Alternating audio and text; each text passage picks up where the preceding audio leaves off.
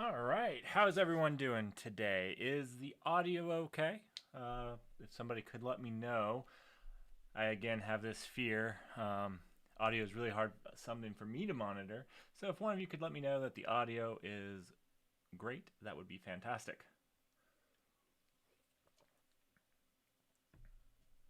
I'm going to give everyone just a second. I'm going to open up with just some general content.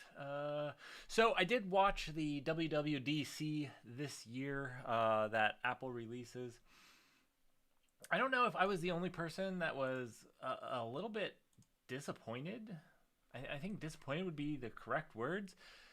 It didn't have a whole lot of developer stuff. The D stands for developer, and it was talking about like Safari tab grouping and stuff like this, and I just wasn't that interested as far as a developer goes. I wanted to hear about new languages. I'm not even sure I heard anything about Swift.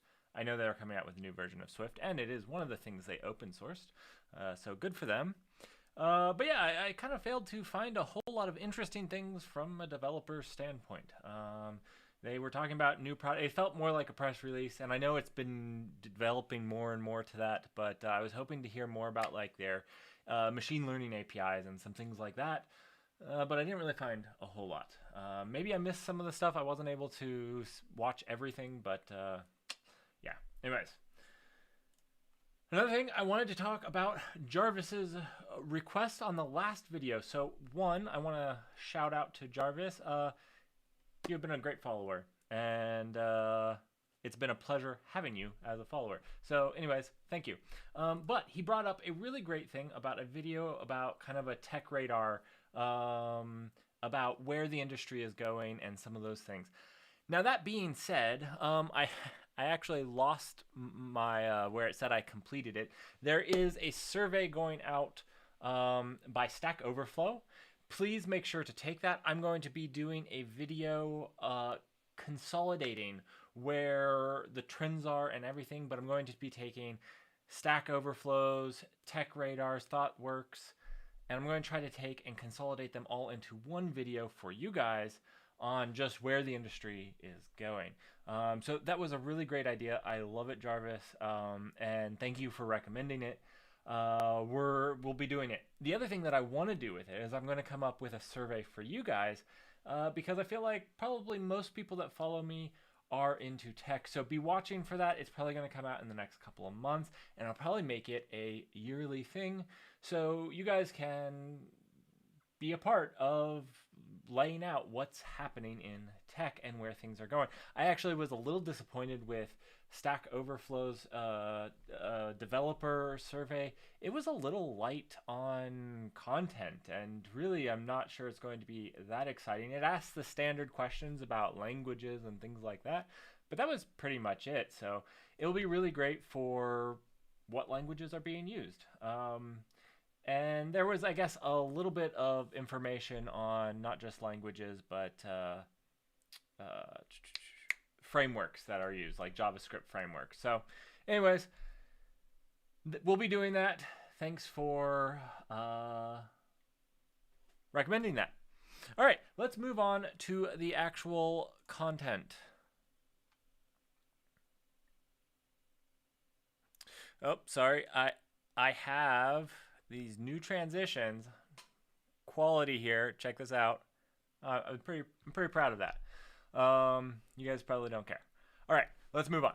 All right, so I really liked this article and thought that it was a must read for anybody, any company in open source. Open source is a community, not a brand. This is what I have been saying. Your business model isn't open source. This is why people like Grafana get in trouble with making open source their business model. It's not a business model, it's a community. And this is what things like the Apache Foundation and the CNCF have done. It's a community of developers, of people with a unified goal. So I love this article. I think it asks some really challenging questions that companies, brands that are trying to be open source brands need to ask themselves. So I think it's a really great article to read. All right, so today's one is mostly about open source, but we really needed to, and I wanted to open up with this article because I think it's so much about a community, and that's what I want to help here is the open source community. But we're going to jump back to security, and then we'll get back to our open source community content. Now, I have to warn you that I actually had over 150 different things. So I weeded them way down so that we could fit this in about a half an hour. And maybe we'll do another one of these community days in a couple of months. But if I missed something that you would have liked to see, please make sure to shout out at me so I can make sure to get that. Actually, one second. Let me bring up Discord. So if you guys ask something in... Oh, I forgot. I had to uninstall Discord. Never mind. Won't bring up Discord, but there was actually something I wanted to bring up in Discord. I will throw it up in the links after this. All right. So let's hit up the security. And I do apologize that some of these are out of order, like this one. Not at all what we wanted to be talking about. Because I had so many different things, the order was a little bit hard to maintain because I had 150 tabs open. My computer crashed. I had 150 tabs that I tried to delete, which ones I wasn't going to show you quickly enough so it didn't crash again. Maybe I need a better way to manage this, but right now it's all in tabs. All right, so basically there was two large internet outages. One was a much more decentralized outage, and one was mostly in Europe. This goes under security because, again, like I said, one of the things of security is actually, can you reach the content? If you can't, it doesn't matter. This is like a denial of service. Nobody is stealing your information, but they are denying the availability of it. And there was a lot of outages. So here are some interesting articles on the outages. One was due to, I guess, the temperature in a data center became so bad that the engineers weren't able to go into the affected areas. I think this was in the Frankfurt, major breakdown that staff couldn't fix for hours due to environmental conditions. So yeah, and then the other one that was really interesting was this one's Tuesday's internet outage was caused by one customer changing a setting, and it wasn't even a setting they weren't supposed to change. This is interesting, and I'm actually going to be watching out to see if they do like a review of how something like this came to be, because obviously there was a breakdown, and a customer should never have the ability to break your infrastructure, and that's basically what happened. So anyways, I hope that they do a look back at it and break it down and do a blog article on it and how they went about fixing it. If they do, I will let you guys know. That being said, the major pipeline ransom, a lot of the money was actually recovered by some really cool things that the FBI did that allowed them to recover a lot of the Bitcoin, not all of it, but a lot of the Bitcoin that was paid in the ransom attack on the pipeline. And so I think this is a really cool read, just from how some of the different things that the hackers actually got themselves caught by. So they kind of pulled some of the same stunts that a lot of hackers do themselves. All right, if you guys run Windows, I know a lot of us are Linux and Linux nerds, but there were quite a few CVEs for Microsoft. These have been patched, so go ahead and update Windows if you guys are running Windows. Always make sure to run up to date, whether you're on Windows, Linux, Mac, it doesn't matter. You need to be up to date.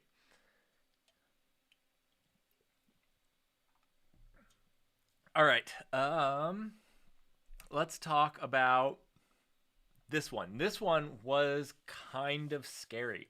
So this is about eBPF. I've said a lot about eBPF as really the cool new technology in Linux networking, and I still think it is. But there is a security flaw with eBPF, and it allows you to escape containers. And so that's obviously not good. Again, this is why I always tell people containers are not the same things as VMs, and they're not nearly as secure. If you need evidence, this is one of them. that being said, I'm not hating on containers. I love containers, obviously. You just need to understand what their limitations are. That being said, it did rely on some container permissions, specifically the KUBERNETES, but if they were running eBPF in the container, they obviously had this. So there are basically a couple mitigations that you can do until you get a patch, and they're listed here, so don't worry about that. You can go ahead and check it out. I'll make sure these links are at the top of the list if you are interested in it. Another CVE here. Let's see, this one was, this is a 9-year-old Linux kernel bug, and there is the CVE for that, which basically this blog article goes into the CVE a whole lot better than the actual CVE does. Not sure why I put those CVEs up there, but this was a GitHub blog post about what happened with the pull kit, and basically it's a 9-year-old bug that's been there that's allowed you to escalate privileges. So basically, if you don't know what an escalation of privilege attack is, it's where you take a non root user and you get root privileges without needing a password or anything like that. So definitely check this out if you're interested in it.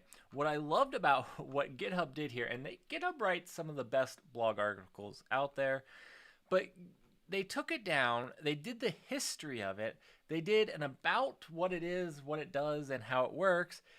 They broke out the exploitation steps, the architecture, the vulnerability, the annotations, and then come up with a conclusion. It is a fantastic. We don't have the time to go over it, but you definitely should read it. They did a fantastic job about covering it.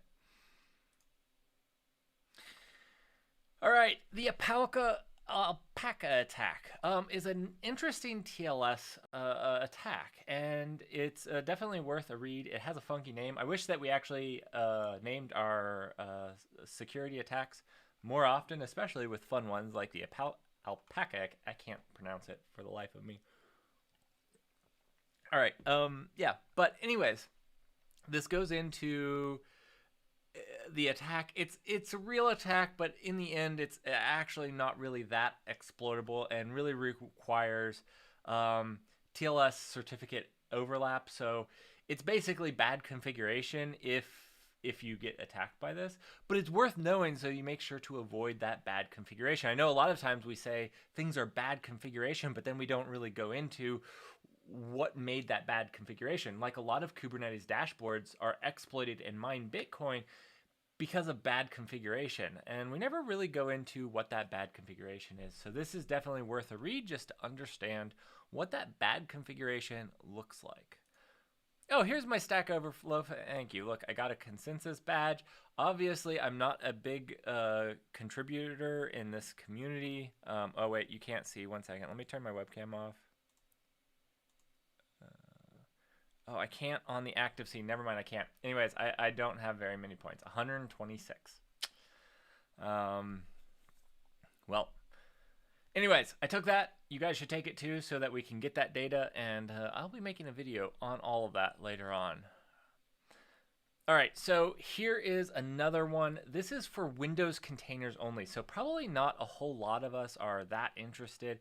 I'm interested from a security standpoint, but basically there's the ability to run containers on Windows.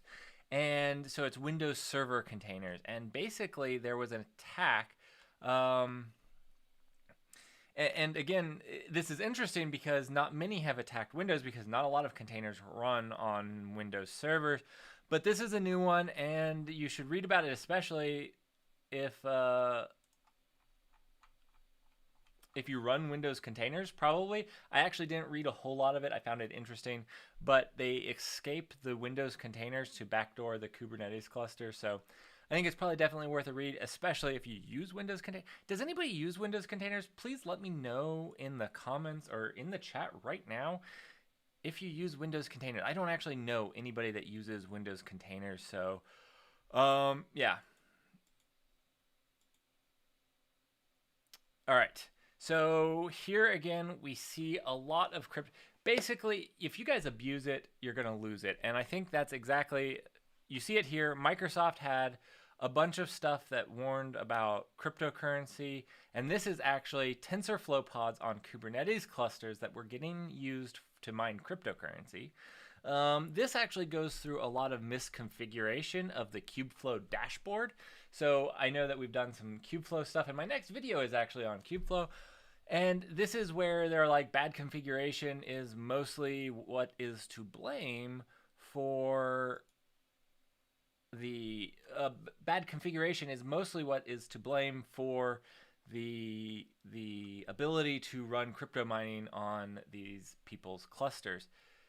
That being said, yeah, it's happening, and the Argo workflows are being exploited to mine cryptocurrencies. That being said, this is not the only cryptocurrency thing that comes up.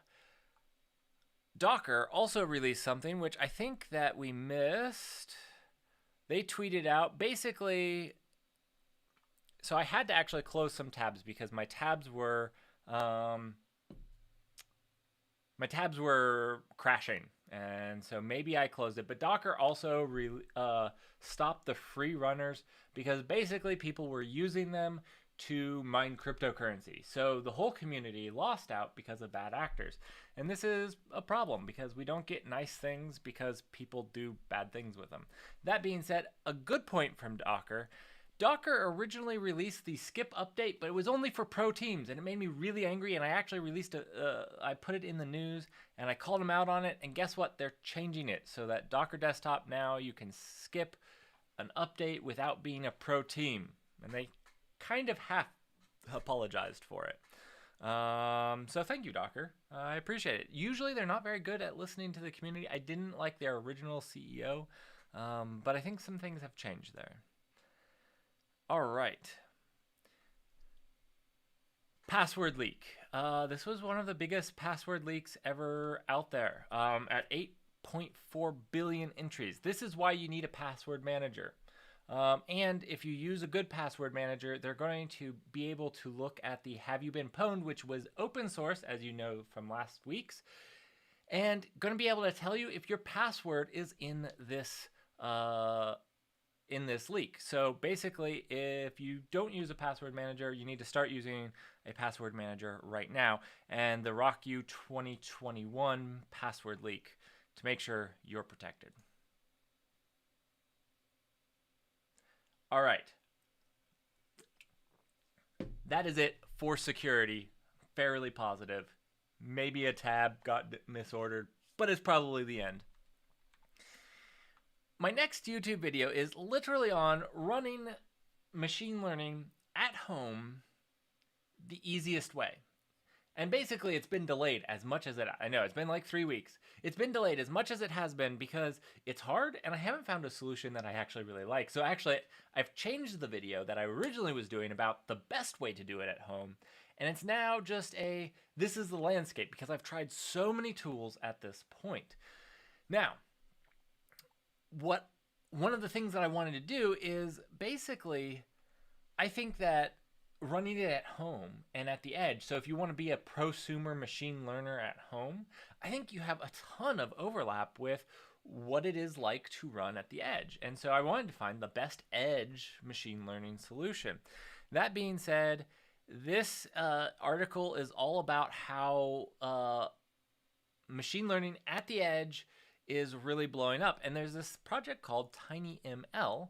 And TinyML is a project that is a tiny machine learning. And I actually didn't know about this until like 2 days ago. So I might have to re-record my video after I've given TinyML a good check. So anyways, it's something I found on machine learning. Thought I would show it to you guys. And yeah. All right.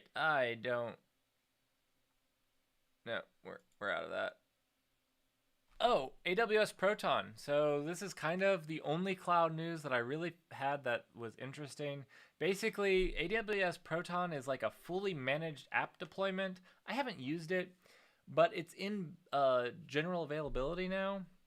So basically, it takes your application, containerizes it, deploys it, manages it all for you without your needing to. Now, I actually had Lightsail, a company, introduced something exactly like this. Here's the tab for it. Let me flip over to it. All right, so no, Lightbend, not Lightsail. Wrong name. Anyways, basically released kind of the same thing that Proton is, interestingly enough, and basically does the exact same thing. So I saw this, it looked interesting, wanted to show you guys. I haven't actually tried it. It's now in open beta, so maybe I'll give it a try. I actually am going to email them to see if they want to do an interview, and we'll talk about them a little bit more if I get a chance to try them out. But they're supposedly in open beta, so anybody's more than welcome to try them out. Anyways, it just seemed a lot like Proton. So anyways, wanted to let you guys know what those are. But this is AWS Proton, and it's in general availability now. Oh, and this is the Docker thing that I was telling you guys about. Like I said, I apologize. My tabs got a little out of order. I had a lot. I'm rushing through these things just for you guys. Basically, due to abuse from crypto miners, we're unfortunately having to stop offering Docker Hub auto build service for free accounts. Thank you, everyone who has abused cryptocurrency mining on every single platform. We appreciate all the nice things you have taken away from us. I salute you. I don't know if people's parents never taught people if you use it, if you abuse it, you lose it. I mean, my children already know this, and they're like not even 10. I don't have one 10-year-old. And they know if they abuse something, they lose it. Ooh. Can anyone shout most power efficient Chia mining rig right here? I was thinking cryptocurrency, and I thought about this. This is going to be a video. We're going to see how fast we destroy this SSD with the most power efficient Chia mining operation out there. That video will be coming soon. I think it takes about a month to destroy the hard drive, so probably not any sooner than within a month. All right. So, sorry for being sidetracked, but yes, you use it, you abuse it, not use it. You abuse it, you'll lose it. Let's move on. Here are some of the projects that I wanted to share with you guys. So this is what you guys have been waiting for. These are the open source projects I think you should be checking out if you're into Kubernetes or computer science. This is one of my favorites. I actually have never used it. I've looked through it, but basically I love it because it's awesome. It even has these awesome sunglasses just to show that it's awesome. But basically, it's an open source university. Maybe I'll look at contributing to it. My Kubernetes class that I'm really working hard on, maybe it could go to this. I don't know, but it's basically a complete education in computer science using only online materials. So if you're looking to learn more about computer science and you're trying to do it yourself, I personally am self-taught. So if you're wondering, can you make it in computer science and be self-taught? The answer is yes. I do not have a degree in computer science. So, yes, you can. This grapefruit is fantastic. I don't like the lime very much, but the grapefruit is fantastic. All right, so that's this project. It's an open source community. Again, like I say, community. That's what open source is about. And that means also that corporations can't kill open source because it's a community. Who cares if they make money off of the work that I've done? It's a community that I've built, and that's what matters to me. All right. So here's another one. I'm horrible at CSS. It's no lie. It's no hidden fact. Nobody hires me to do CSS. But I love this because they made animating in CSS easy for people who are horrible at it like me. So the other great thing, even if you don't use these animations, let's say you wanted to learn how to animate CSS, here is a fantastic library that shows you the groundworks and how to do it. So you don't have to wander around aimlessly trying to figure something out. You can see other people who are skilled at it and how they did it. So even if they don't have the animation you want, you can figure out how to build that animation right here. Let's move on. Sorry, I get a little excited about some of these things. All right, here is another really great one, and it's for cheating on your, it is a cheat sheet, and it is fantastic. So basically, this is one of the best community-driven cheat sheets out there. If you don't know it, it is fantastic. It is very comprehensive with answers to almost every question you could want to ask, and it's pretty awesome. You should definitely check it out if you haven't, and yeah, it's pretty cool. Kudos to the developers and the community that makes this. All right, public APIs. Have you ever been sitting there wondering, I wonder, is there an API for this? And if you've been there, you're in the same boat that a lot of us are. This project right here, this project for the public APIs is basically a list of free APIs for software and web development. So if you've been wondering that, you should check this Git repo out because it contains that information for you. And I'm sorry, I get a little excited about these. These people, these contributors, these communities are fantastic. So I apologize if I get a little excited. But basically, they've indexed it all really easily for you to find. And if you want to use one of them, then you can. And it goes down and breaks them off on whether they have auth with API keys, HTTPS, and CORS. It's really great. And guess what? If these have unknown, you could go in there and update it and become part of this community. One of the things about communities is they're there to be a part of, not just to take from. So I encourage you to check it out if you have not seen this. Again, all of these links will be in the video as soon as this is done. All right, so here is a blockchain.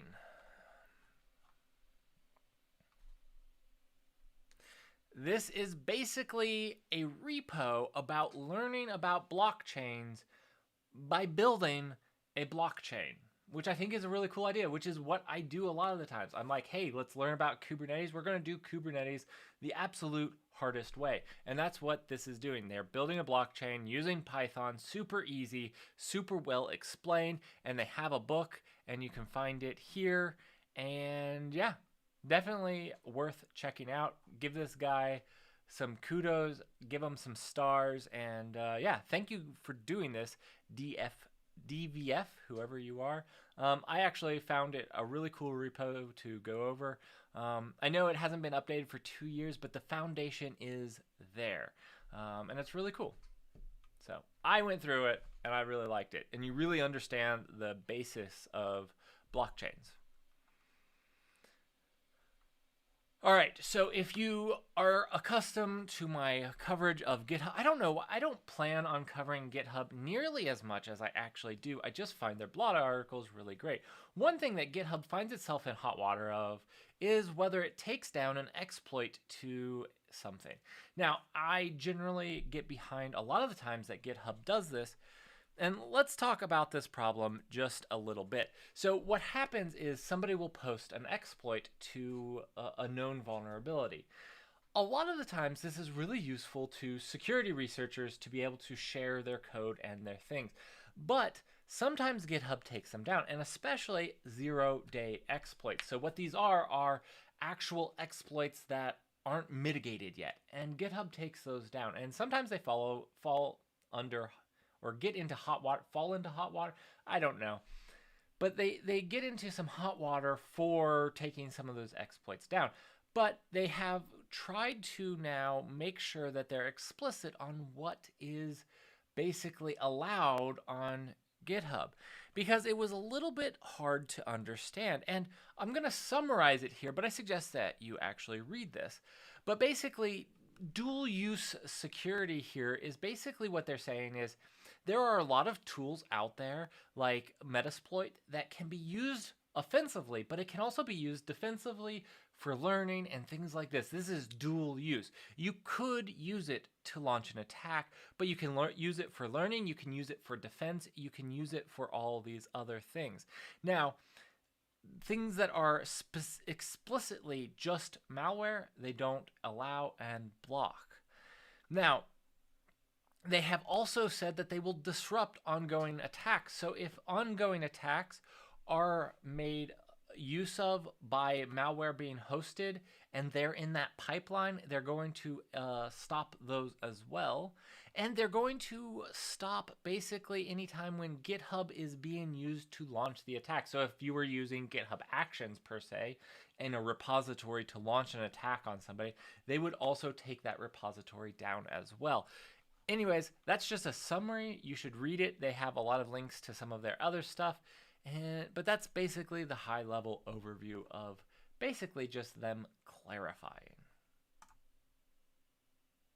All right, sorry, this is a complete disaster. We're going back and forth, back and forth. We are going to hit up some Rust stuff because I know that all of you guys want more Rust, and this person came up with the fact that Rust isn't nearly as used in the community because they haven't nearly gotten enough memes.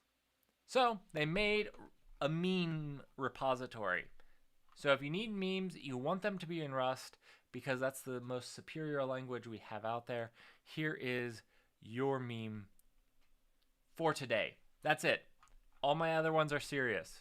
It's fun. Everybody should have a fun project. And I love that this guy has a fun project. And so that's fantastic. Good job to you. I already covered this. So here's another one to the Windows Server container vulnerability. I guess I found it really interesting. And I have 2 links to it. And this should have been back at security. So we're moving on. All right, here's a Vim plugin. If you guys don't use Vim, I use Vim a lot, and it is a plugin for lists in Vim. So if you guys want something to handle lists and you're in Vim, I feel like most Vim people already have a Vim that they like, because if you don't, then you wouldn't be using Vim. Because plain Vim is rough. Plain Vim is rough. Anyways, this repository I found, and I think is worth a look. Everybody gets asked a sorting algorithm question in their life, and a lot of us have probably a pretty good idea because sorting comes up a lot. This visualizes all the different sorting algorithms you could want. This was fantastic. The people that put this together, if you guys have a support page, I would definitely be throwing $1 a month your way, because this was fantastic. I know all of these pretty well, but to just see them visualized for me was fantastic. And I think to a new learner, this type of visualization is really quite fantastic. So if you're new to computer science, check this out. Oh, Apple's walled garden.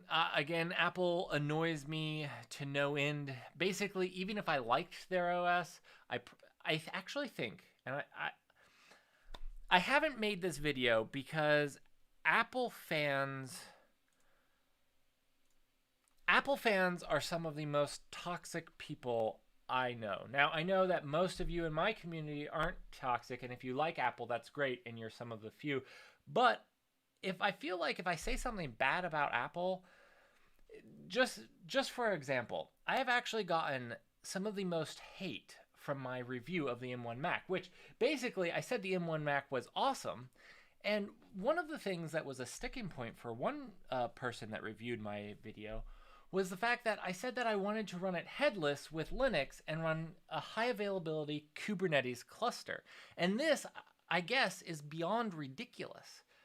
I don't understand. I didn't think that was that ridiculous, because if I could have an HA setup that just sips power on the M1 Mac, it would be fantastic. So I don't understand how that was ridiculous, but I got flack for it.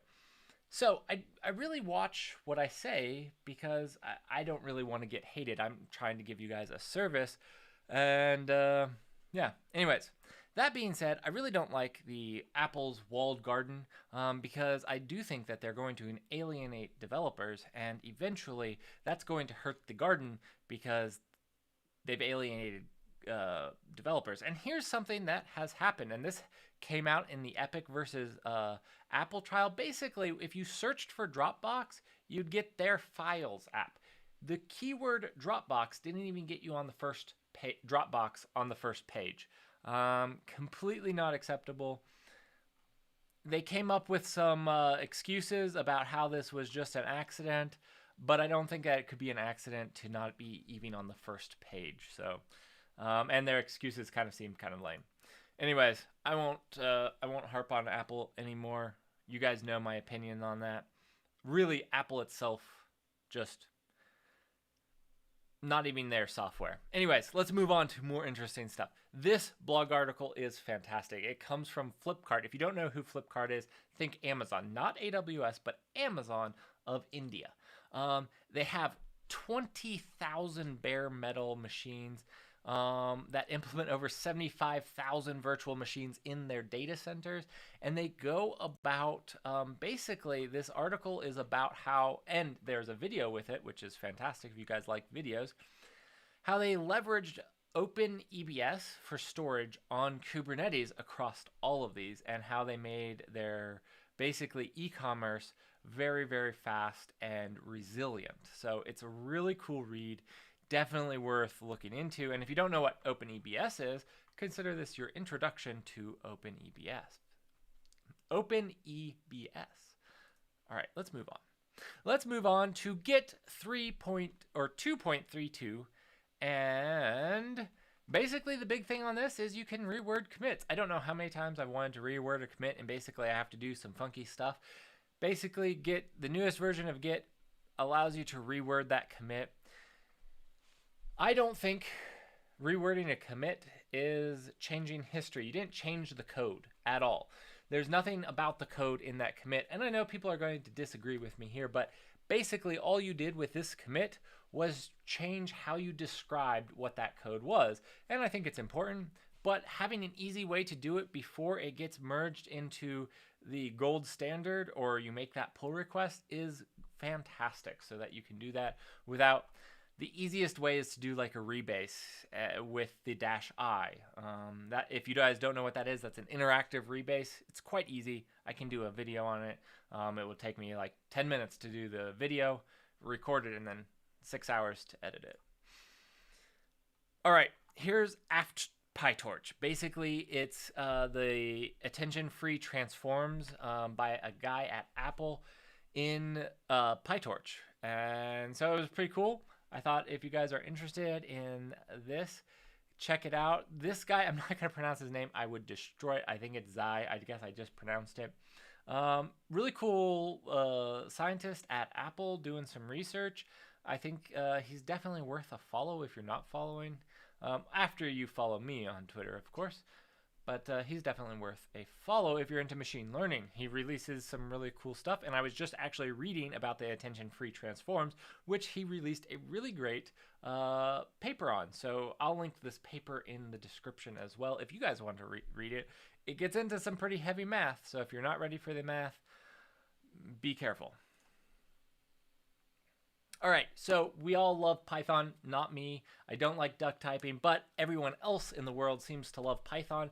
So if you love a really slow language that also doesn't let you know if it's going to fail until it runs, then Python is for you. And they're even saying that they could possibly, in the next couple of years, make Python 2 times as fast, which sounds amazing until you realize that it's 100 times slower than C++, which means it would still be 50 times slower than C++, which is staggeringly bad. If you don't think that I have real proof for that, it's actually, in general, the worst case, it is about 100 times slower than C++. This is why things like financial markets use Rust and C++, is just for the raw speed. But they're saying they're going to make it more efficient, which really is good. It's good because it's been a problem. You know what? Some things I think could be done in Python, except that it's just so slow. It would be great for a microservice. All right. This person wrote a really great blog article on containers. If you are new to the channel and have been wondering why containers are so great, this person basically summarizes what containers solve. And I think it's a great read. And I think it's a great read even if you're a person like me who's been around containers for the last, 5-10 years. And I haven't been around containers that long, but even if you have, I think it's a great summary and you should read it. And it introduces you to some people that are definitely worth following. All right, Grafana, the company not worth following any longer. I say that having friends who work at Grafana that I really love, great people. But they definitely did the wrong thing with their source code because they failed to realize that open source is a community. They're taking open source as a business model, which I just don't agree with. And I'm actually going to point out something here that would destroy their open source. So they recently went to the AGPL. I have a question for Grafana. What would they think if Prometheus went to AGPL? Grafana would immediately have to fork Prometheus. The reason being is they have a Grafana as a service, Loki as a service, that rely on Prometheus in their infrastructure with closed source code. Meaning they would all of a sudden have to release all of that closed source code, which they can't even necessarily do if their infrastructure runs on AWS. Guess what? They can't necessarily even release all the code that runs on it. This is why I don't like the AGPL and think it's a cancerous, toxic license. Most of the companies that use it don't even abide by or won't even use other projects that have it because it's a little vague on where the user is and where the copyleft stops. Let's move on to happier topics though. There is a new syntax out there. If you guys thought HTML was hard, well, you don't need to learn HTML at all anymore. There is now the astro. The .astro file, I don't actually know if this is an April Fool's joke or not, but it seems a little too involved to be an April Fool's joke. Basically, it's HTML on steroid containing a self-contained block of HTML and CSS that belong together. It kind of makes sense because it solves some of the problems I have with general web development, but I don't do web development, so I'm not sure my opinion is that valid. But I wanted to throw it out there. If you are a web developer or know web development more than me, I'd love to hear your comments on what you think of Astro. So join the Discord or leave a comment here about Astro. This article is for all of you people who have dominated the basics of SQL and want to take it to the next step. I read through it and I absolutely loved it. So you definitely should take a read through this. It's well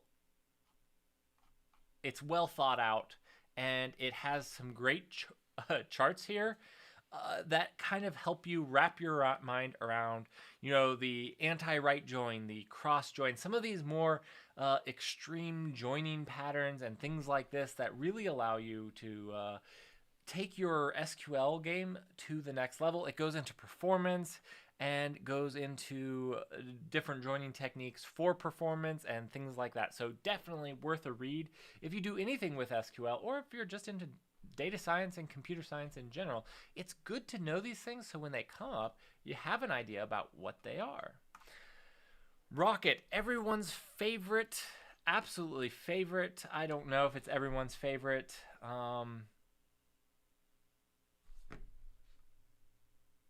Man, I'm blanking. Web framework for Rust. I know we cover a lot of Rust. Rocket, if you're looking to write a web service in Rust, Rocket is definitely one of them. There are a few others. I should have brought them up, but basically version 0.5 has a release candidate. Now, it seems like 0.5 was released. Man, it seems like 0.5 has been a long way coming. I feel like 0.4 was like 2 years ago. Anyhow, Rocket is definitely one of the leaders in that. So if you don't know, the release candidate for 0.5 is released.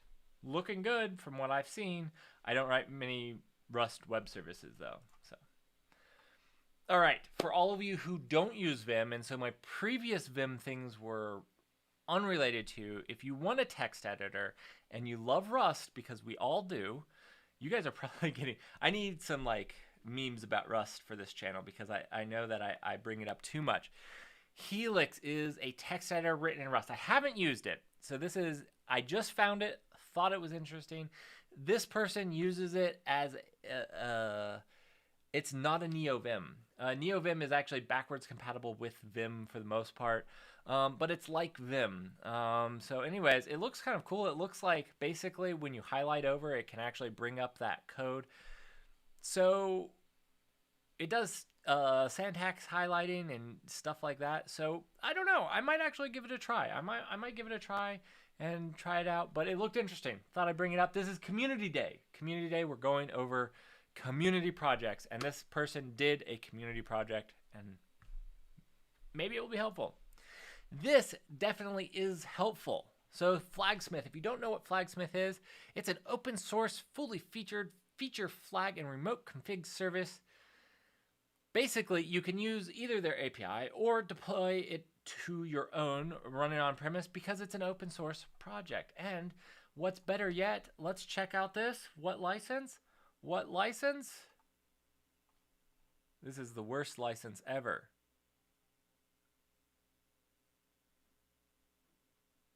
Worst license. Okay. Don't use a custom license. This is the worst. But man, I should have checked this license out before this. I thought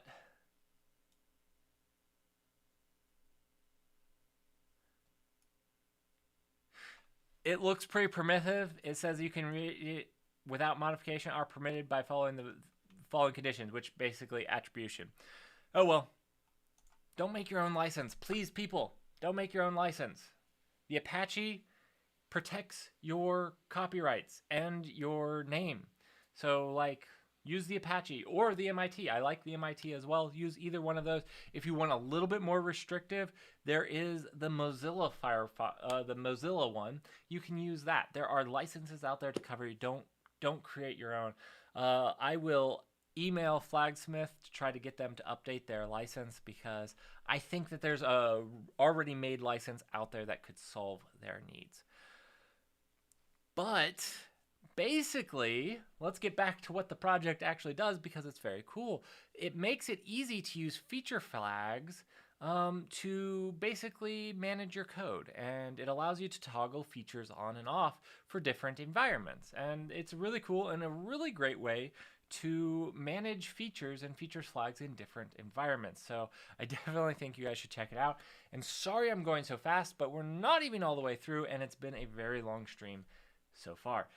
Thank you for any of you that actually watch all of this and don't get through the first 5 minutes. I wanted to do this community day. I should have made it a little bit shorter. It was so hard to pick the projects to include or not include. But we're powering through this. Let's go on. All right. Windows 11. I don't know why this is not open source, but it is coming out on the 24th. So I'm closing this because it's not open source. It does not deserve to be here. Unless if Microsoft, I think really the reason I left it here was because I think Microsoft is going to open source Windows in the future. When it does, honestly, if you were to ask me, honestly, I think Microsoft is going to move Windows to run on top of Linux. What if Windows just became another extension of Linux, like Ubuntu? Wouldn't that be great? Now, I don't think that they're necessarily going to do that. It's not going to be the next Ubuntu. But maybe they could. You could see some stuff that they've implemented into the hypervisors and things like this, that they're getting much more okay with the Linux kernel and things like this. I'm not going to say that they're going to dump their kernel or anything like that because Windows is very strict about backwards compatibility and they work very hard at it. But I think that they're working on it. All right, I got this email. Let's get back to the actual content. I got this email sitting right here. I never know how to do these.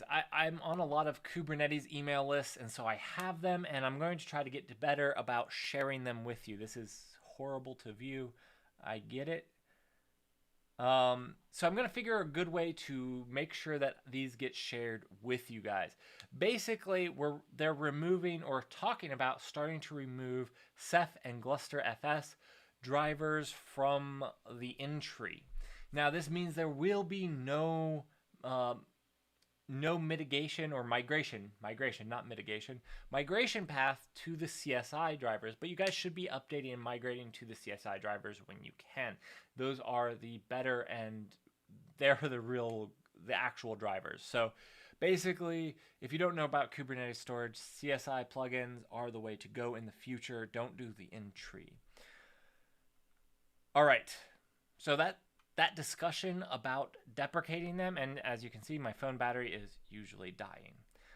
But that is happening in the future, and it's not happening soon, and then you'll have 3 releases of Kubernetes, which is a year, but it will happen eventually in the future.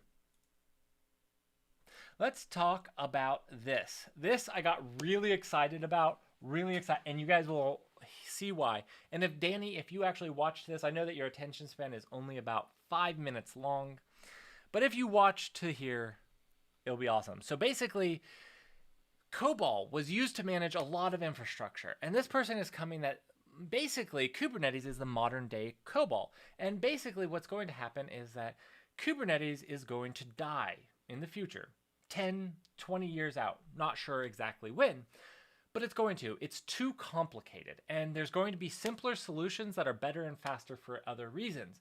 And now maybe they'll adhere to the Kubernetes API, which we'll see a project in just a second. We'll see a Kubernetes project or a project that does Kubernetes by the Kubernetes API, but it actually isn't Kubernetes at all. All right, so this person here is basically saying COBOL, if you program COBOL, you can make like $350,000 a year because there's like 12 people that need it, and their infrastructure, their core infrastructure is based off of it. And basically, Go and Kubernetes are going to fall under the same. We all know that Rust is better than Go, and so everything is going to move to Rust. And basically, Kubernetes is going to eventually die out as that new, better technology comes out. Kubernetes was awesome because it was the first thing that does it. But guess what? First things that do things rarely are the absolute best things. This is an interesting article. You guys should read it. It has a lot of, basically, this person has a lot of industry knowledge, and it's really great read. That being said, I'm going to release and show you guys a project that is going to dethrone Kubernetes. I make this. It might take it 10 years. The developer, he hasn't developed on it a ton. The last time he developed on it was 2 months ago, but it is a fantastic project. So if you guys are wondering what's going to overthrow Kubernetes, it's this project right here.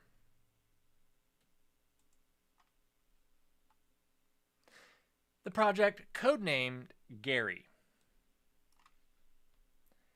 Yes, you heard it right. We don't have a name for it yet. Project Gary looks to implement Kubernetes with zero control plane. You're like, how do you do zero control plane? And it's called promise theory and a lot of math and some other things. It does clustering with a swim protocol, which is really cool. A somewhat custom swim protocol, and basically allows you to cluster an infinite size group of machines together so that you no longer need multiple clusters. Multiple clusters is hard and adds another layer of complexity. You thought Kubernetes was complex? Try having thousands of clusters. What if all your machines could just work together? Wouldn't that be great? What if they could work together across availability zones, across data centers, across providers? So you're talking about your AWS? Yeah, that would be great. And Gary is going to give you the ability to do this, putting together some math as well as just sane best practices. That being said, right now it has a very small contributor. Very small contributor. Danny, you're not on there because you never actually made your pull request, so you should actually do that. It's actually pretty cool. If you want to dig around into a clustering mechanism and a pod, it's cool. You should check it out. It's a fun project. I'm not actually saying that it will overtake Kubernetes anytime soon, but it's definitely fun, definitely worth checking out, and it's something that I've made. Especially for that person who said that I was a bad developer because I thought I would like to run Kubernetes on the M1 Mac as a headless server. So for you, you can check this out and see that I kind of suck as a developer as well, and that your attacks on me were sound. All right, Harbor. Harbor operator. This is the operator, not Harbor itself, but the operator is out. The operator allows you to manage Harbor a little bit easier. Harbor is one of those really big applications that is it's not a single application. It is actually a bunch of applications. It's a complicated install and it's complicated to manage. And the operator makes that easier. Harbor operator, the Rook operator, and the seccomp operator are kind of the big operators that I'm looking at as far as kind of must-have operators. Now, the Harbor operator is only a must-have if you run your own package repository. Super cool. Now, I saw people talking about this and they're like, oh no, if Intel buys Sci-Fi, they're going to ruin the RISC-V processor, and they're going to make it closed source. And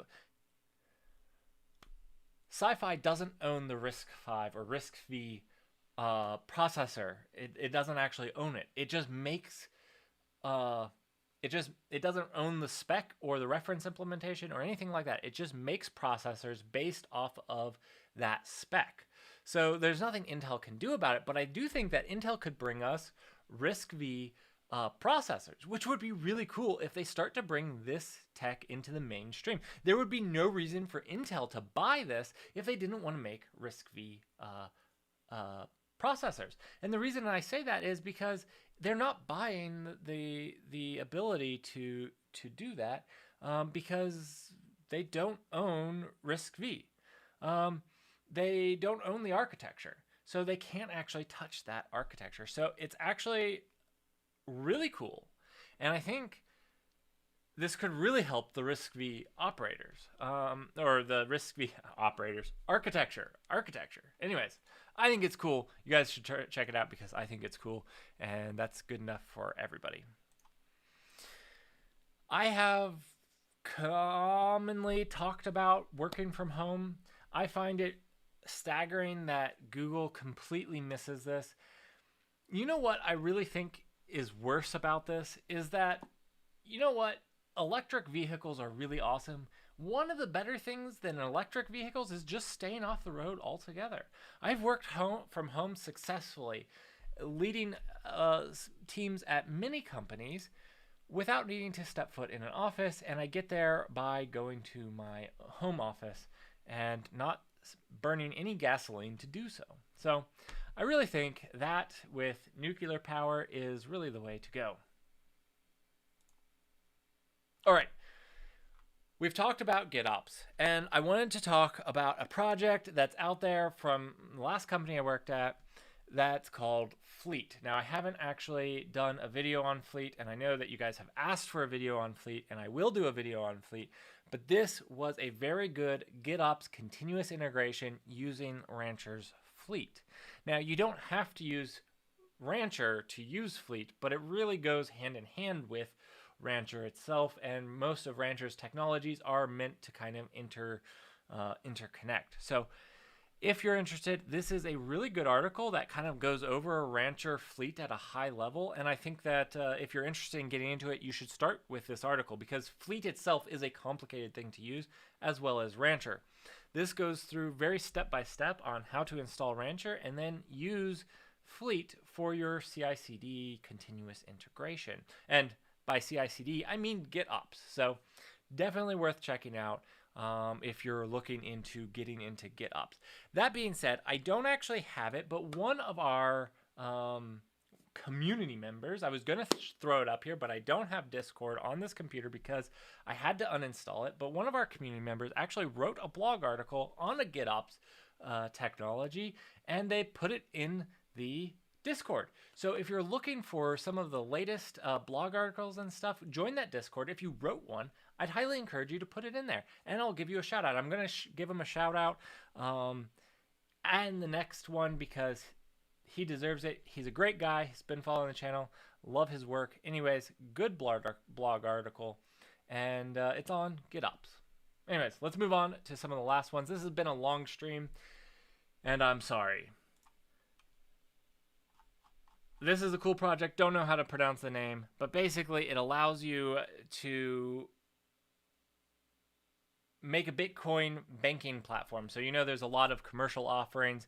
You should check this out. It looks interesting. I actually just wanted to see it based off of understanding how something like this would work, because I honestly don't know how things like Coinbase work.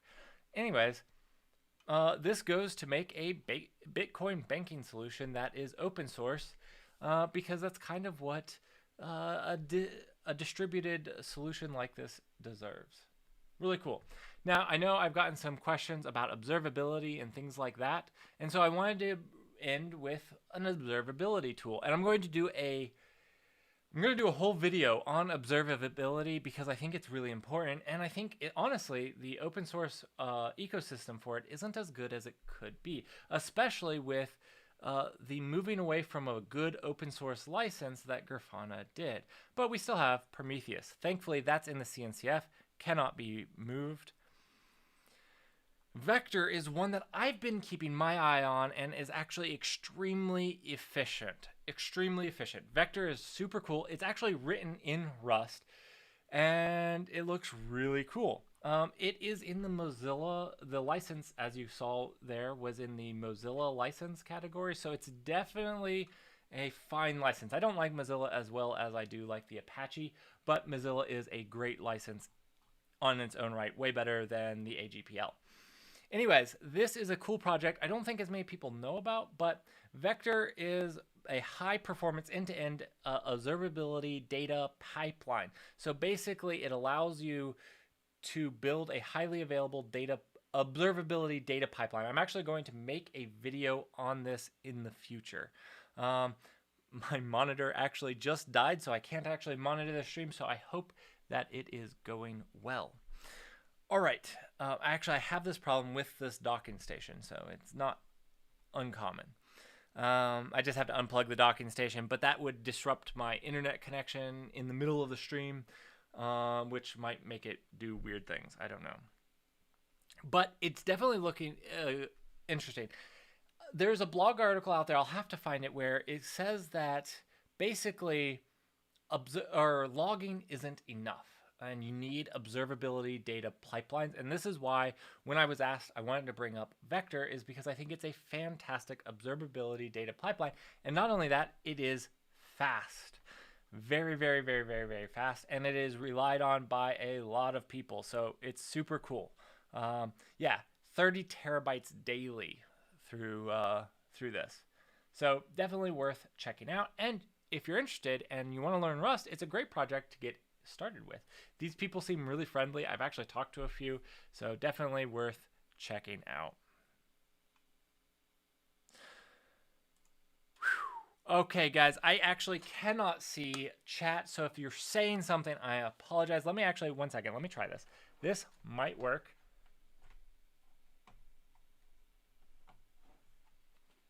Let me see if that worked.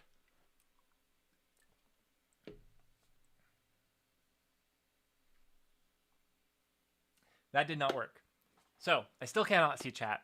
Really want to thank you guys for coming out and joining me with this. And I apologize I cannot see chat because this monitor has died. That being said, sorry this was such a long episode. I wanted to do a community day. Shout out to all these wonderful, fantastic open source projects. If you watch this whole thing, I thank you. Please feel free to stick around, join in all of these discussions, join the Discord. Let me know your blog posts that you write. I want to give you guys shout outs in these news sections for any of your own blog posts that you make. And I really look forward to seeing you guys next week. I want to hope that you all have a fantastic rest of your week. And I hope that you like this news. If you have suggestions for what you'd like to see in this news section, if you have things like that, feel free to let me know, and to let me know in the comments. Let me know what you don't like. I want you to know right now what you didn't like. Every single time, tell me one article, one thing you didn't like, and I'll help make this better. I actually want to eventually build an AI based off of your guys' recommendation that helps me filter these results, which I think will make some cool videos as well. All right, well, that's it for me today, guys. I really appreciate your guys' continued support. You all rock and are a fantastic community. I will see you guys next weekend.